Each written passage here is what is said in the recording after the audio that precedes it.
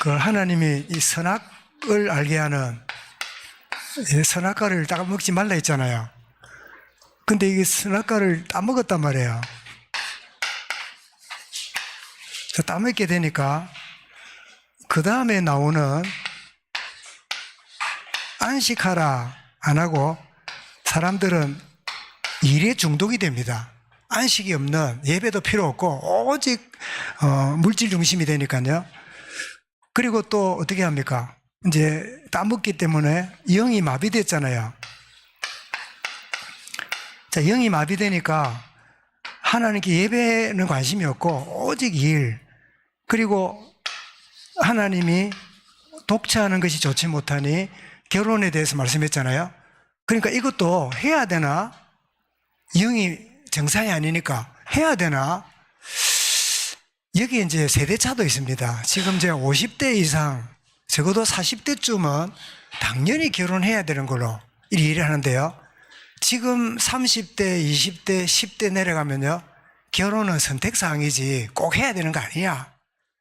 이제 영이 마비되어 놓으니까 이게 점점 안식도 필요 없고 일만 해야 되고 결혼도 필요 없고 결혼이 필요 없으니까 뭐도 없지요? 예, 자녀도 필요 없는 거지요. 자, 이랬던 우리가 하나님의 구원을 받고 나면 영이 회복이 되잖아요. 자, 영이 회복되고 나니까 이 날을 기억해서 뭐 하라고요? 예배하는, 예배 우선이 되는 축복을 누리게 되고 영이 회복되니까 결혼도 어떻습니까? 하나님이 우리에게 주시는 최고의 행복을 지속할 수 있는 행복한 시스템이구나. 여러분, 퇴근한 사람들이 밀리는 버스를 타고 자동차 밀리고 이러면서 어디로 갑니까? 아무 데나 안 갑니다. 어디로 가죠? 자기 집으로 가요. 왜냐하니까 자기 집에 그 안식이 있기 때문이죠. 동물들은 어디 갔다가 돌아다니다가 집으로 갑니까? 안 갑니까? 안 갑니다. 어디든지 먹을 게 있으면 거기서 지내요. 그 지난 말씀드렸잖아요. 제가 옛날에 신학교 강의 다닐 때 마산에서 탔는데 왜 파리가 한 마리 탔어요. 그런데 내가 성남에 그 경기도 내렸더니 파리가 푹 날아가길래 저 엄마도 있고 저기 가족도 있을 건데 저기 나라가 되는가 싶어가지고 강의 마치고 기다렸어요. 오는가 싶어 안 와. 이게 뭐 새끼 같으면 엄마도 있을 거고 애미 같으면 새끼도 있을 건데 이게 그게 동물이라 뭐 어디 가든지 묵고 살면 돼요. 돌아가게 없어요. 인간만 어떻게 해요? 이 행복의 시스템인 이 결혼의 축복을 누리잖아요. 그래서 안 믿는 사람도 정상적인 생각이 있으면 사람은 좀 쉬어야 돼. 그리고 결혼은 꼭 해야 돼. 이랬는데 이 영이 마비된 상태에 있는 사람은요, 안식보다는 일이, 결혼보다는 오직 내 즐기는. 그래서 왜 그 지난 말씀드렸죠. 족속 중에 딩크족이 딩크. D, 더블, 둘이서 벌고, 인컴, 둘이 수입이 있고, 없고, K, 자녀, 둘이서 벌고 자식은 없고, 이게 딩크족이에요. 이 말이 굉장히 오래전에 나왔어요. 둘이서 잘 벌어가지고 자식 없이 우리 잘 먹고 잘 살자. 그게 젊은 세대에 갖고 있는 이 흐름인데, 이게 어디서 나오죠?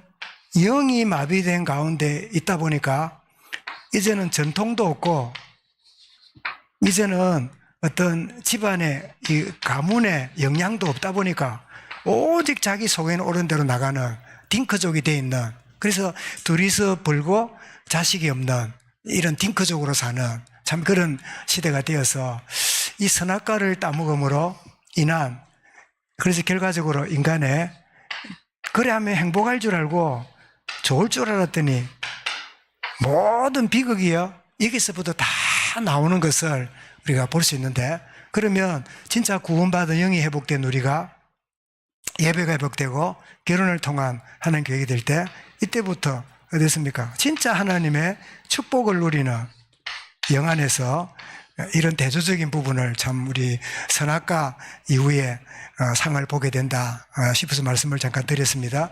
자, 오늘 우리 구름 위에 계신 이 말씀을 받았는데요. 이제 보겠는데요. 자, 어린 양이 초반부입니다. 어린 양이 시온산에 서 있는 걸 보았고요. 그리스도지요. 어린 양과 함께 14만 4천 명이 서 있는 걸 보고 천국이지요. 자, 첫 번째 천사가 선포하기를 하나님께 경배하라. 두 번째 천사는 큰 성 바벨론이 무너졌다. 세 번째 천사는 이들을 따라가던 우상 숭배자가 고통을 당한다. 그런 내용이 나왔다면 이제 12절 13절에서 성도들의 인내와 믿음이 필요함을 알게 하고 주 안에서 죽는 자들은 참 복이 있다. 왜? 안식에 있는 시간이니까. 그런 걸 보았는데, 자, 후반부에 들어온 걸 우리 이제, 오늘 본문에서 보는데요.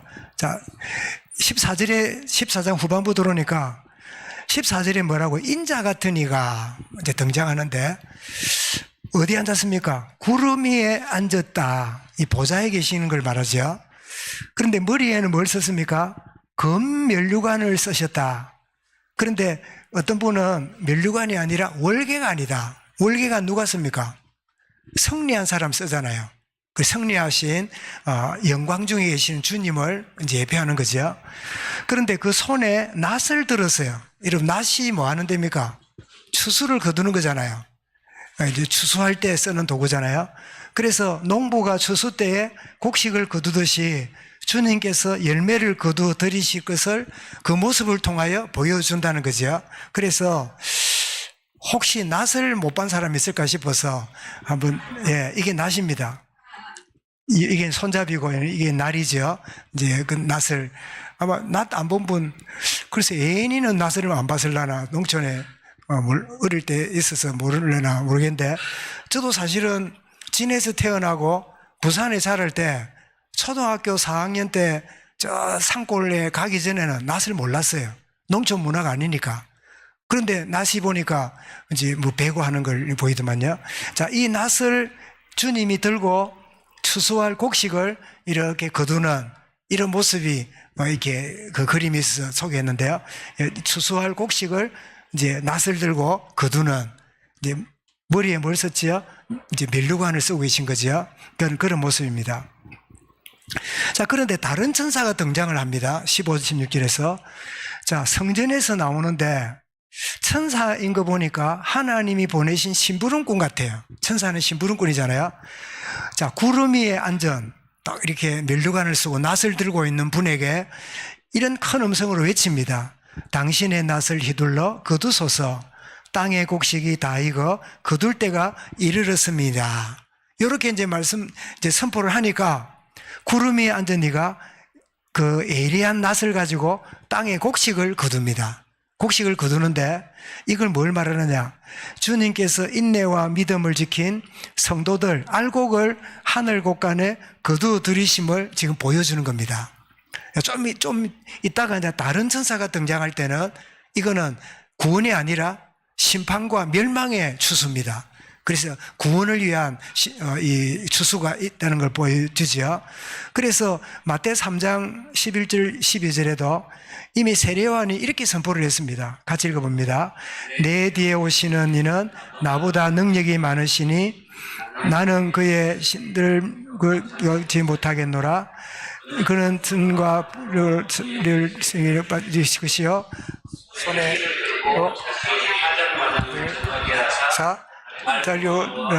달려놓고, 그죠? 타작마당을 정하게 하사 알곡은 모아드리고, 이렇게 구름에 앉으시니가 낫으로 곡식을 거두듯이 구원받은 우리를 하늘 곳간으로 거두드리는 이 장면이 이제 하고요. 자, 또 다른 천사가 등장하는데 이거는 좀 다른 상황입니다. 하늘 성전에서 예리한 낫을 천사가 들고 나옵니다. 이제 인자 같은 이가 가진 낫 아닙니다. 들고 나오는데 불을 다스리는 다른 천사가 제단으로부터 나와가지고 이 낫을 갖고 있는 천사에게 큰 음성으로 말합니다. 뭐라고 말하느냐? 자, 같이 읽어봅니다. 네 예리한 낫을 휘둘러 땅에 포도송이를 거두라. 그 포도가 익었느니라. 거두어 들여가지고 어떻게 해요? 하나님의 진노의 틀에 던지라는 거예요. 아니, 곡식은 하늘 곳간에 있는데 포도주는 이 곳간에 그 틀에 넣어서, 여러분 포도주 그 터지면 빛깔이 무슨 빛깔 같습니까? 핏빛이지요. 아주 그 짙은 보라색이잖아요. 이제 그럼 왜 진노의 틀에 던져지는가? 요엘서 3장 13절에서 이렇게 예언되어 있습니다. 읽어봅니다. 너희는 낯을 쓰라 곡식이 익었도다 와서 밟을지어다 포도주 틀이 가득히 차고 포도주 독이 넘치니 그들의 악이 크미로다. 그래서 처음에 나왔던 추수하는 것은 의인의 구원이라면, 두 번째 나오는 이 포도를 거두어서 포도주 틀에 던지는 것은 악인의 멸망의 심판을 보여주는 그런 장면을 보게 되지요. 그런데 성 밖에 틀에서 밟혀 피가 뭐 스타디온 이러는데요, 우리 쉽게 번역하면 300km입니다. 300km 같으면 지사님 여기서 300km 하면 대전쯤 됩니까? 어디까지 됩니까? 거의 되지요? 예, 되죠. 충주까지. 충주 조금 더, 예. 아마 한 2시간 반, 3시간을 가야 되는 그런 거리죠. 그런데 요 300km가 어떤 모양이냐니까, 이스라엘 남쪽에서 북쪽까지를 재면 300km예요. 이스라엘이 우리 강원도만 하다고 말씀드렸지요. 조그마한 땅인데, 그런, 말하자면 이스라엘 전체에 포도주 피가 덮일 만큼 전체 재앙과 심판이 이르는다 하는 것을 보여주는 그 뜻으로 이 스타디온 이야기를 했습니다. 그래서 제가 참고로, 여러분 이게 뭐로 보입니까? 여기 포도를 넣어갖고요, 발로 밟으면 그 포도가 이렇게 흘러가지고 여기 고이면 이 포도주가 돼요. 조금 더 구체적으로 보면요, 이게 보십시오. 포도를 넣어가 밟지요. 밟으니까 이렇게 흘러나와서 요 밑에 있는 저기다가 고이면 그게 포도주가 되는 거지요. 그래 포도주 틀에 넣어서 밟는데, 요거는 농사고, 조금 전에 나와 있는 거는 뭐지요? 심판을 말해요. 포도가 터져가지고 붉은색이 막 온 사방에 300km 될 만큼 다 퍼지는 그런 모습을 비유로 말씀하는 겁니다. 자, 이게 이제 그 사람들이 포도를 집어넣고 막 발로 밟아서 이렇게 이제 흘러나오면 요거를 담아가지고 이 포도주 부대 같은 데 담아서 두면 이게 숙성이 되면 이제 나그네들이 먹는 음료로 사용하는 중동 지역의 그런 모습이지요. 그 참고로 제가 들었습니다. 그래서 이 포도주 틀에 밟혀서 300km나 퍼지는 이 모습을 우리 보면서 어떻게 우리가 볼 수 있냐니까, 하나님 말씀을 거역하고 불순종한 자의 결국을 보여줍니다. 그래서 이스라엘 전체에 많은 피가 흘려질 것이라는 뜻으로 보이는데, 이거는 전 세계를 또 의미하기도 합니다.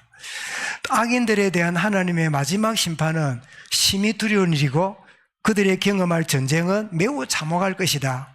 그래서 많은 그 인류학자들이 3차 대전이 언제 일어나느냐, 어디서?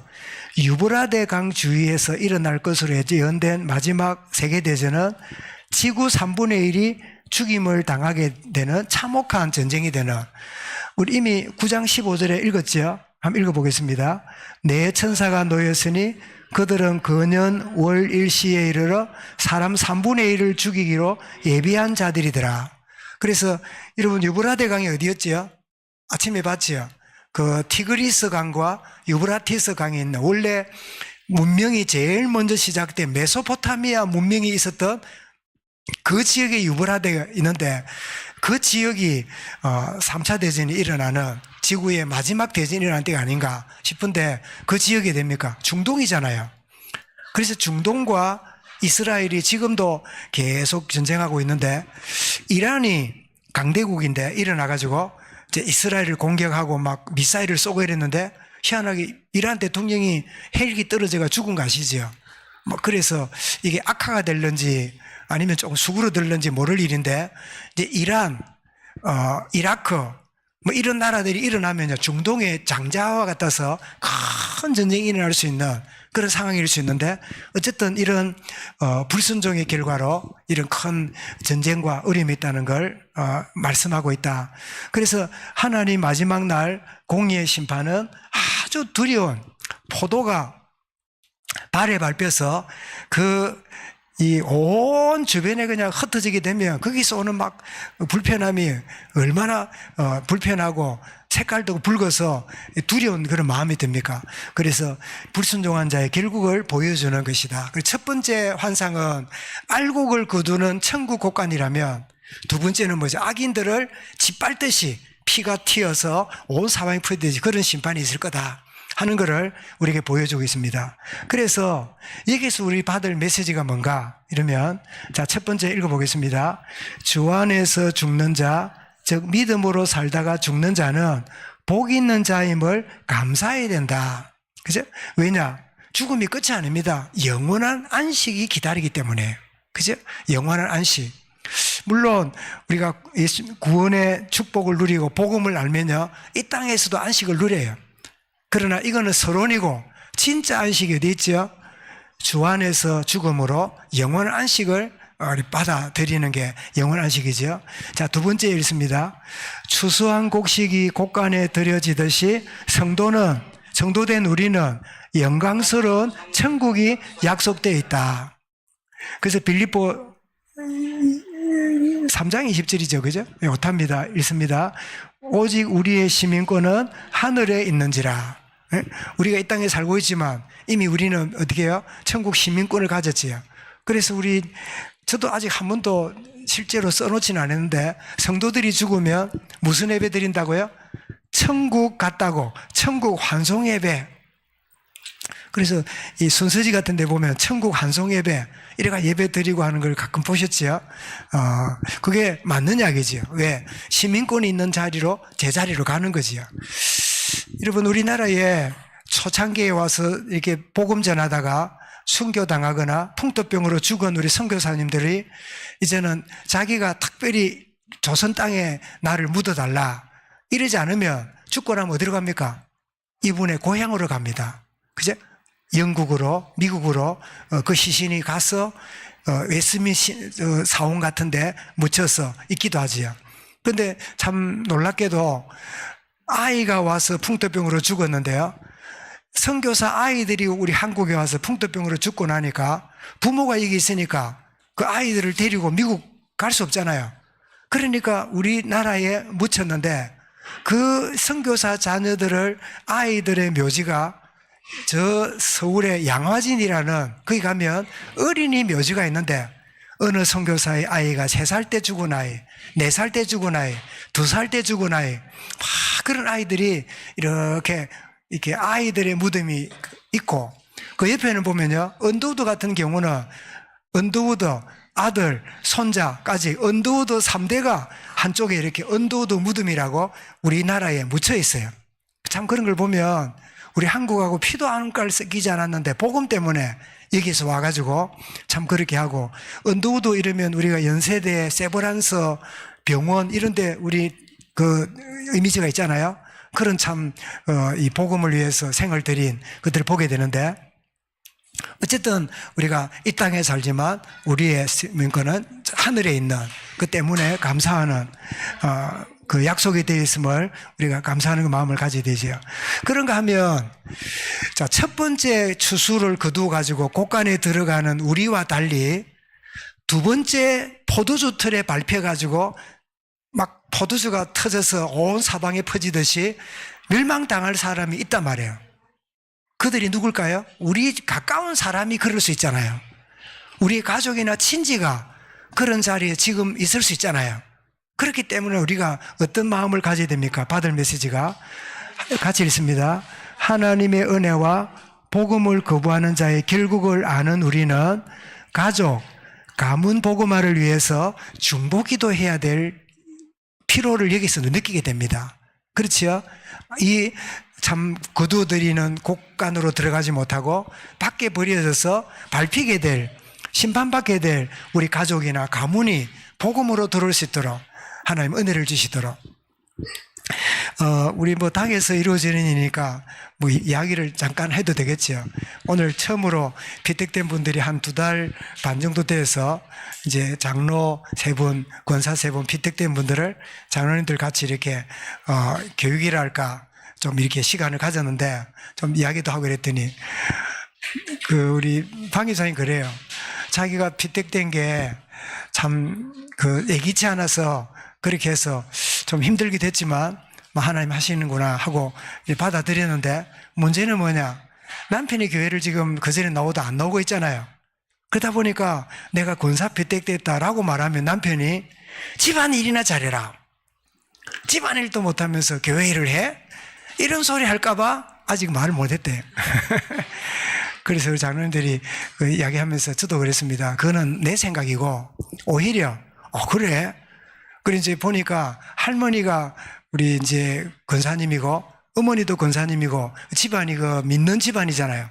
피택 때도 얘기하니까 할머니가 가문의 영광이라고 어머니도 좋아하고 그러는데 문제는 그놈의 남편이 이제 마음이 걸리는 거야. 그래서 마음이 힘들겠지만 내 생각이고 하나님 앞에 기도하면 남편도 오히려 그래? 그러면 내가 권사 남편이 되는데 나도 교회 가야지 라고 생각을 바꿀 수 있을 수도 있다. 안 그러면 문준호 입사도 세인 집사한테 아직 장로 피택된 거 말 안 했대요. 왜 안 했냐? 이유 알지요? 그래서 뭐 이유는 알겠는데 그래도 기회가 되면 이야기를 해라. 그러면 오히려 하나님이 꿈에서라도 세인아 너 죽고 싶나? 응? 막 그냥 그래 막 놀래가고 교회를 뛰어올 수도 있다. 이제 그런 이야기도 했는데 정말 우리의 받은 구원의 감사가 그렇지 않는 우리 주변에 있는 가족과 가문과 지인들이 멸망의 자리에 들어갈 수 있다는 생각을 할 때요 우리가 진짜 중보하는. 그래서 바울이 로마서 9장에서 뭐랬습니까? 나의 친족이 구원을 받을 수 있다면 나를 생명책에 지워줘도 내가 바란다. 그럴 만큼 중보에 대한 마음이 간절했잖아요. 그죠? 내가 받은 구원의 감격과 달리 그렇지 않는 자리에 있는 그런 자를 위해서 뭐라고요? 중보 기도하는 주님 저들의 영혼도 주께로 돌아오는 은혜를 누리게 해 주옵소서. 여러분 한 생명이 주님께 돌아오는 보면요 적어도 그 사람이 구원받기 위해서 누군가 복음도 전하고 기도도 하지만 그 한 사람이 구원받는데요 여러 과정들이 있는 중에 그 영혼이 돌아온다는 거예요. 그죠? 그래서 우리가 기도하는 중보 기도가 몇 번째인지 모르지만 그 영혼을 두고 계속 기도하고 있으면요 때가 되면 주님께로 돌아오는 그런 역사를 보게 되는 거죠. 제가 말씀드렸잖아요. 저희 아버지 되는 이제 제가 4대째 들어왔고 어머니 쪽으로는 3대째인데 저희 어머니의 어머니가 제 외할머니잖아요. 저 하만에 계시는 하만인데 근데 외할머니가 이제 저희 큰 이모, 저희 어머니, 그 다음에 작은 이모, 외삼촌, 이렇게 너희를 낳았는데, 이 산후 우울증이 오고 이러면서 귀신이 들렸는가 봐요. 그래, 막 귀신이 들려가지고 굳다고 이러니까 도무지 낫질 않아요. 그리고 용한 점쟁이가 왔어요. 뭐라 했냐? 이 귀신은 큰 신이 와야 떠난다고. 그리고 큰 신 어째 만납니까? 그러니까 저 하만에 있는 칠원교회 손양은 목사님 아버지 손동일 장로님이 있는 칠원교회로 가라.